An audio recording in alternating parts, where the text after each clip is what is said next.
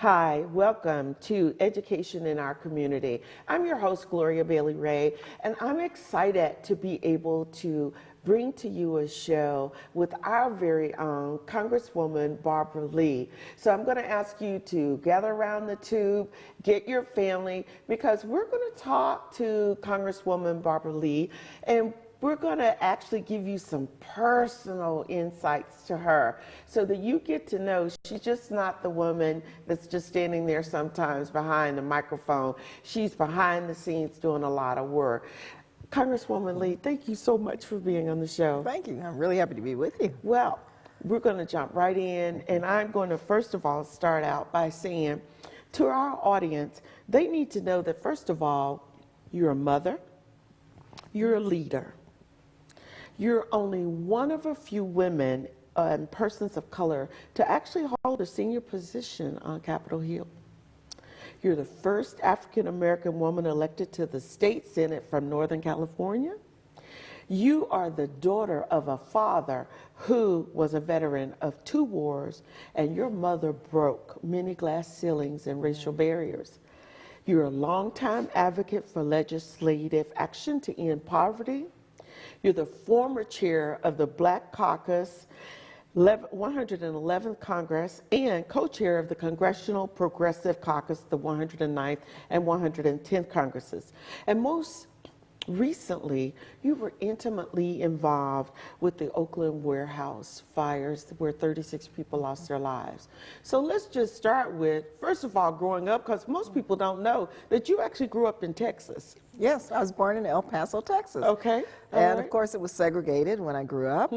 So I remember very vividly going to the colored-only water fountain. That's right. I remember very vividly not being able to go to the Plaza Theater with my friends who were Latino and white and African American because they'd stop us at the door and either wouldn't let us in or you got to go upstairs. Oh yeah, I can relate to going upstairs in the movie theater. All of the schools were segregated when I started elementary school, and my mother and grandfather especially were very active and didn't want to participate anymore in segregation. So they said even though the black school, which was Douglas School, was the best, where my mother and aunts went in the city, they said, no, you're going to a Catholic school because it's integrated. But it was like 2 kids, me and my sister. We were the 2 African-American kids. Yeah. And I thought that was interesting, and I'm glad to hear you say that, because as I was reading, your biography, I'm thinking you went to a Catholic school. And so growing up in Texas, El Paso, Texas, and going to a Catholic school, and as you said, there are only 2 black children that were there at the school. But what was that education like for you, though? Well, it was really a very good education in terms of curriculum. I mean, I was diagramming sentences from 1st grade to 8th grade. The Monsignor Buchanan taught logic from day one. So every day for 8 years, I'm in logic classes. And so, the education was great, but it was a really interesting environment in that my sister and I were the only 2 black students, and so we had to figure out how to deal with being in a segregated city, but in a school where you had primarily white and Latino kids. But out of that, I was able to really understand people from different backgrounds. Right. Oftentimes, I felt pretty isolated. In some of the history books, of course, the only black history we ever had was history that mentioned slaves in a very negative way, and everyone in the class would turn and look at me. Right. You know? I'm laughing, but I'm You from know? Arkansas, so I What I'm totally talking can about. relate. Yeah. Yes. And so you develop like this shell around Right. you. I became fairly shy, even though my music teacher wrote me this letter later in life, told me I was the smartest kid in the whole school. That's what she wrote and told me. This was an Irish woman who was my music teacher, the Monsignor's sister. But because I was so shy, and I worried about what the other students were going to think about me because I felt they were looking at me in a very negative, demeaning way. You develop a lot of, resistance to that. Otherwise, you would go crazy. So I ended up getting involved in a lot of student activities, drill team, tennis. I was very active in sports, but also I was very studious. And I hate to say it, but I got almost all A's and everything because You can say it. and I took music. My grandfather was a 33rd degree Mason, very active in the AME church. And so he didn't tolerate boys or anything. I mean, it was constantly study. If I looked like I was not doing anything, get a book and read. Right. So I ended up being a very studious bookworm, but also practicing the piano. A lot of people don't know I received music scholarships when I graduated from high school. Used to be a really accomplished pianist. I was very accomplished, but And see, that's one of the things that I wanted to highlight is sometimes people see our leaders and they forget that they're human too, and that there's that piece of it. And the one thing that I do know about you in following your career is that there's that other side and the caring. And this is the piece we wanted to pull out because people don't know all of the things that you've advocated for, all of the things that you have, championed bills and things for. And it wasn't just about one particular group of people. You've done so many things across the spectrum. And it's just interesting that, that people have no idea. And I think that that's wonderful and absolutely a pianist. And then just so that you know, my father actually is an accomplished pianist and he actually taught music to all of the kids. And if you can imagine that, we're living in a segregated town, but my dad could actually go to white homes and teach their children music. African Americans have such great stories. I mean, and I'm a very private person, so I hate talking about my personal life, although I ended up writing my memoir, Renegade for Peace and Justice. Long story about how I got to that point to write it, but it was difficult because you had to share who you were as a human being and how your personal life informs, my public life.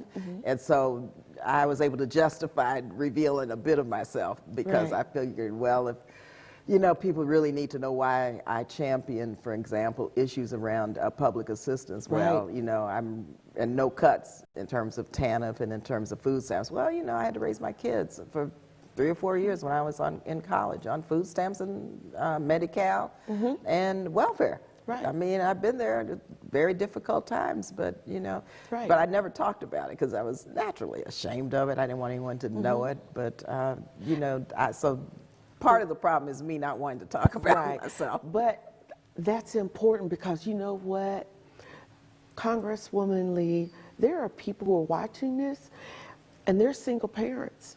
When I read that you were a single mom, I was a single mom for a long time, raising 2 kids. I could relate to what I'm reading about you. And people need to know, that old saying, they say, don't look at the glory when you don't know my story, right? That's really true. And so people look at you and they don't recognize that this woman standing here, guess what? You earned every stripe that you have. And I want to highlight that. And that's why it is important that our show, Education in Our Community, highlights those things that our leaders are doing. So I get it. I get it. But we also want those moms and those dads that have to have public assistance to not feel bad about it. It's what you got to do. I say it's what I got to do to get over and get to the next step. I don't see it as a way of life. And that's what we don't want people to do. But you know what? I mean, shoots, my head even more so, let me bow down to you because I can relate to that. And that's very, very important. But a lot of people, I don't think, knew that you were a mom, you were a single mother. And just like so many of us, struggling to raise your kids, keep a roof over their head and food in their stomach.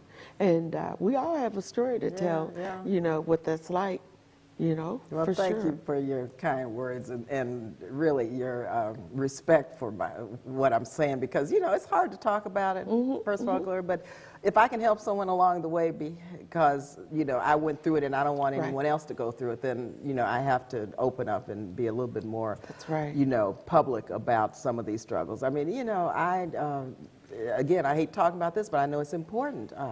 I carried many bills as it relates to battered women and violence against women. Yes. And when I was writing my memoir, the editors wanted to know, why did you do all this? I said, well, it's the right thing to do. Women end up in the emergency room. I mean, that's one of the highest number of, injuries. And, I had all of the public policy and correct intellectual reasons for doing it, but they forced me to talk about and write about my being a victim of domestic violence. Okay. And I didn't even know that was what was motivating me to carry all these bills that Pete Wilson signed probably 9 or 10 of them into law. But I had to do it because I saw where the gaps were. But I had some terrible, terrible experiences as a battered woman. And that's something, I barely even go there and talk about, but it's something I know men and women need to deal with, especially people who are struggling day to day through economic crises, through all the anger that's taking place, through the violence. I mean, we have to come to grips with domestic violence in a big way. Right, and it's real. And so many women have lost their lives to domestic violence here just recently in the past couple of weeks.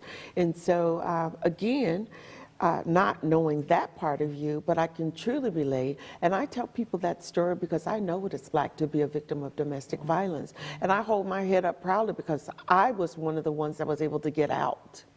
And that's the thing. And so when people, look at me again, if you don't know my story, That's right. I got a long story, right?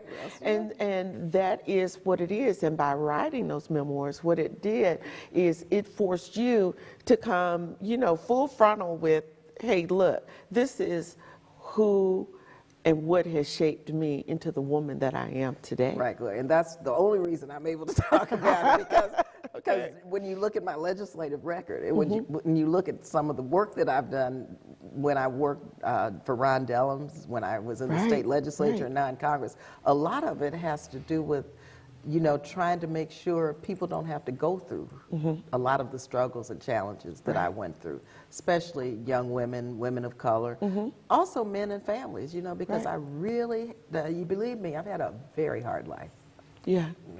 Oh, I can relate. And, to end up coming from the South, and it was definitely very family oriented, but there were still things that just weren't talked about. And I can just remember the culture shock of moving to California, and nobody talked about some of the things that you're talking about because we didn't know how poor we were. That's right. And then I moved here, and I find that there's a whole nother world. But again, to our viewers who are watching this, they're sitting there saying, I want them to hold their heads up, pull their shoulders back, and know that it's not like this always. If you want to get out, you can. And that's why you're sitting here today, because you said, this is not going to define who I am. And we're stronger than that. And you're absolutely right. And in fact, I want to go back, before we even talk about the relationship with Ron Dellums, back to your college days. Because you were in college and you did a number of things there, but you met someone who became a very important mentor to you. You talk about that? Yeah, I was the Black Student Union president. Okay. I was working with the Black Panther Party with Huey Newton, Bobby Seale, Elaine Brown, all of the great heroes and sheroes of the movement. I wasn't a member, but I was a community worker. And I was very active in a variety of community issues while raising my kids, while president of Black Student Union at school, while studying, trying to get A's. So, but I didn't have time for politics, even though I understood, what Right. like a lot of young people now, I say, that two-party system's not for me. I mean, I'm a revolutionary. Right. You know, was then, I'm still a revolutionary. And because I think things need to change at its core Right. if we're going to really have systemic change. And so, you know, politicians didn't, you know, engage me much, nor did I want to get engaged with them. But I invited, now this is as Black Student Union president, we had a speaker's budget, so I invited the first African-American woman elected to Congress to come speak to the BSU and to the student body. Right. And that was Congresswoman, the Honorable Shirley Chisholm. And at the same time, though, I had this class in government, and I was flunking it because part of the requirement was to work in the field campaign of one of the presidential candidates, McGovern, Muskie, was it Humphrey during that time. Okay. And I said, flunk me. Those guys don't speak to the issues that I care about. They're not for change, and you know the whole bit. So never flunked a class, trying to get all A's, flunk me. But Shirley Chisholm, when I invited her, she talked about she was ready for president. Of course, I didn't know that. The media didn't really, you know, lift her candidacy up. And so I went up and told her afterwards, after she spoke. Now, mind you, Shirley was talking about immigrant rights. She spoke fluent Spanish. She was against the Vietnam War. She talked about poverty elimination. She talked about child care, education, the military budget. I mean, this woman was like right where I was, just politically, but not in terms of active politics, but ideologically. So I went up and told her about this class I had afterwards and said, well, you know, maybe I'll think about passing this class now that I heard you speak.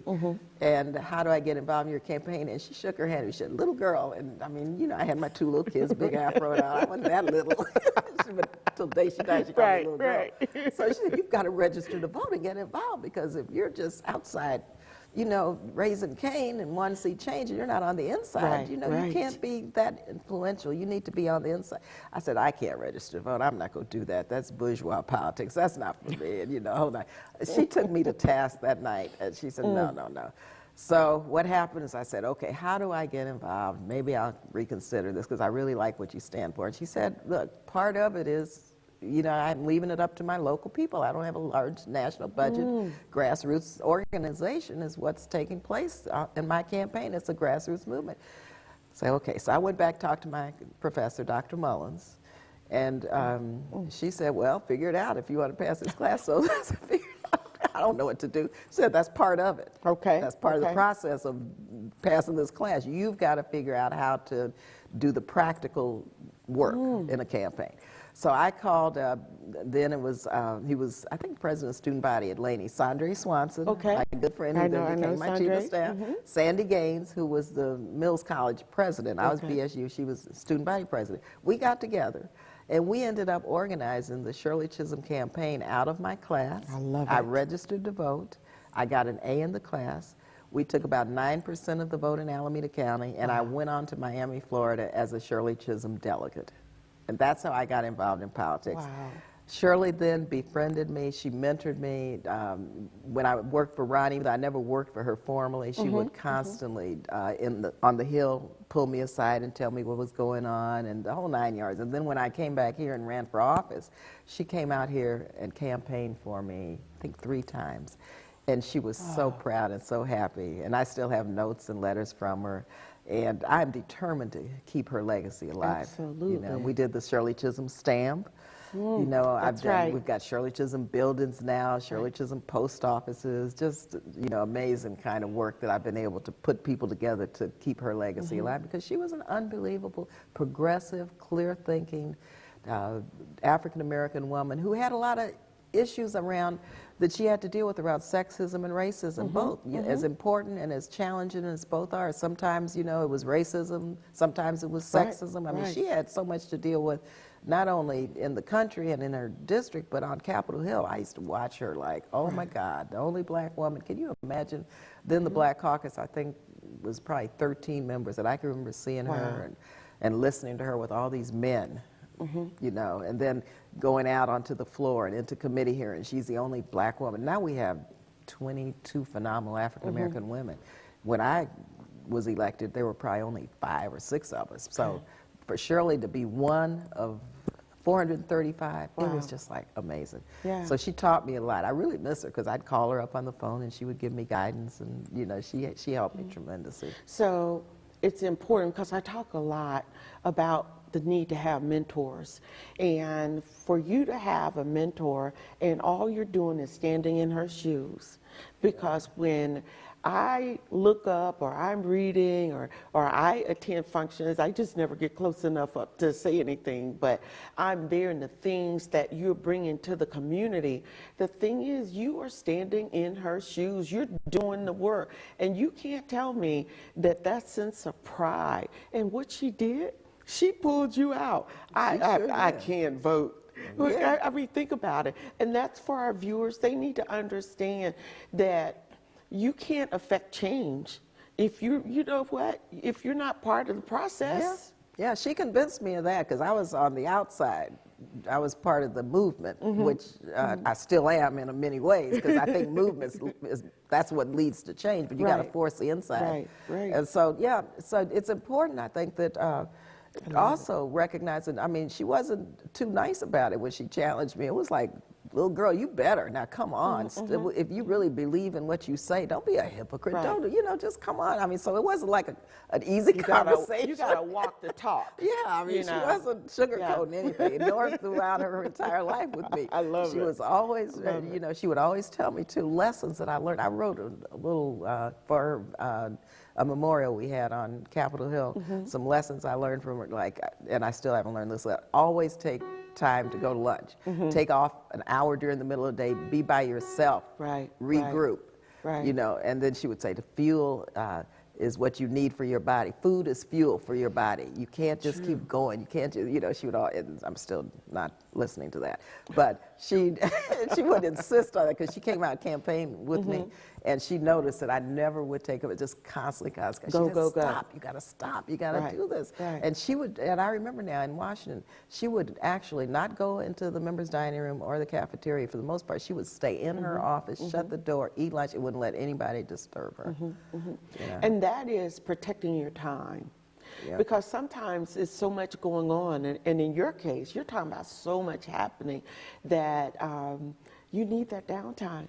Yeah. And that's what she's talking about, is that downtime, because when you've got downtime, of course, you're able to refocus, and something that you may have missed, something that may seem so small, and when you focus on it. So I'm with her on that, and that's one of the things even I struggle with, but it's because I know that when I take the time to step back and step away, that I'm able to come back and I'm rejuvenated. So, and she's right. The few times I'm able to do that, I think about her and my mother, because my mother was death on me getting 8 hours of sleep. I really miss her, because a lot of the lessons she just passed last year.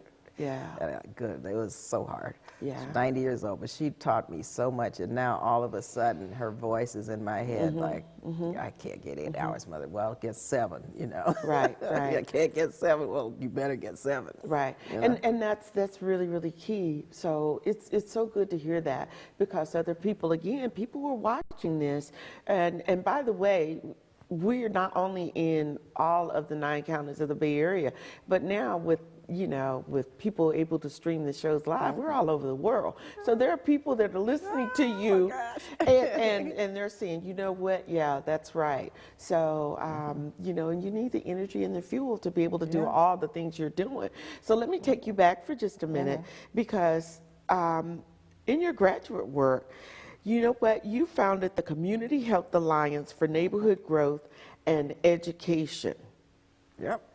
So one of the things is that I want to know why you did that. Why did you found that? Oh, I tell you, that's another chapter. I was a graduate student in the School of Social Work. Up at UC Berkeley. And each year we had a practicum. We had to work in a community mental health center, a psychiatric hospital. First year I worked in Highland Hospital psychiatric ward. Second year was in Berkeley outpatient mental health services. Okay, so my background, and I was is clinical psychotherapy.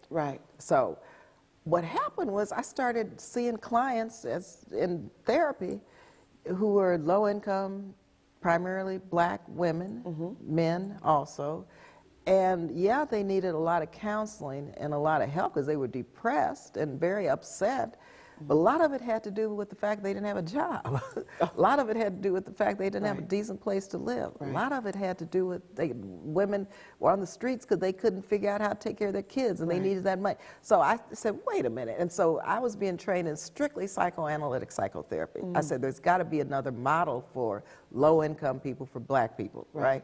So I went to my professor, and we had a project where we had to identify in community mental health all of the issues, the existing problems, the treatment modalities, and propose an alternative. Oh, wow. So I decided, well, this is my chance. So I wrote about the mental health services in Berkeley, primarily in the East Bay, and how I didn't think they were functioning properly and treating, you know, certain populations of people in a culturally appropriate way where it's really helping them. And so I looked at all the problems, all the issues, and then I proposed an alternative.